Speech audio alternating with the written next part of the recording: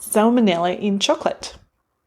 You probably already know that a multi-country recall is underway for chocolate products made by Ferrero, including products for children. More than 100 cases of salmonellosis in children have been recorded. Kids with salmonellosis can experience more severe symptoms than adults, and some have experienced bloody diarrhoea. Really? But chocolate is a low moisture food. Surely bacteria can't grow in chocolate, I hear you ask. So that's true. Bacteria can't grow in chocolate because there isn't enough water. But some bacteria can persist in chocolate, including Salmonella. There have been multiple previous outbreaks of salmonellosis from chocolate and cocoa powder. In some of those outbreaks, Salmonella was never found in the finished product at all. Where it was found in products, it was often present at levels of less than 1 bacteria per gram of food. And for the food safety nerds, yes, it's colony-forming units per gram, not bacteria per gram. But I'm trying to keep it simple. Anyway, 1 bacteria per gram is tiny.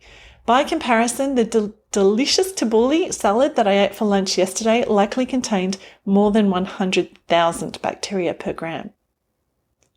Unfortunately, only a few salmonella cells are needed to cause illness, especially in children.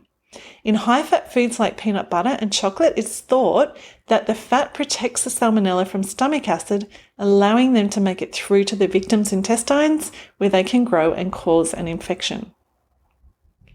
How does salmonella get into chocolate in the first place? Cocoa beans undergo a fermentation process after they have been harvested. The fermentation develops the flavours and aromas of chocolate. Fermented cocoa beans have high numbers of bacteria, including Salmonella, and some bacteria can survive the post-fermentation drying process. Perhaps surprisingly, Salmonella can also survive cocoa bean and cocoa nib heat treatment processes in the chocolate factory if the treatments are not done with the correct temperature, time, moisture parameters. It can also survive the conching and tempering processes that are used to make the chocolate glossy and snappy. Previous chocolate outbreaks or contamination events have been attributed to cross-contamination from birds in the factory, chocolate crumb contaminated by a leaking water pipe, contaminated water in warming and cooling vessel jackets, cross-contamination from raw cocoa bean dust by cooling air blowers, recontamination of cocoa liquor after a kill step, and rework, that is half-finished product that needs to be reprocessed, being stored near raw materials during building works in a factory.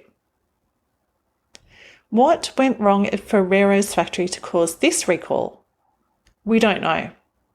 A chocolate food safety expert has said he's perplexed at how a big company like Ferrero could get it wrong.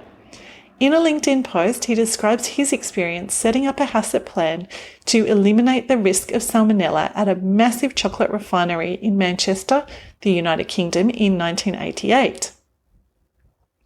90 million tonnes of product later, and there have never been any salmonella problems at that facility, he says. His post and its comments are worth a read if you're interested. A link is in the email. In short, perhaps surprisingly, salmonella can persist in chocolate during processing and storage. There have been other outbreaks of salmonellosis from chocolate. CCPs in chocolate manufacture include the heat treatment of cocoa beans and cocoa nibs to eliminate salmonella hazards. And the sources and links are in the email.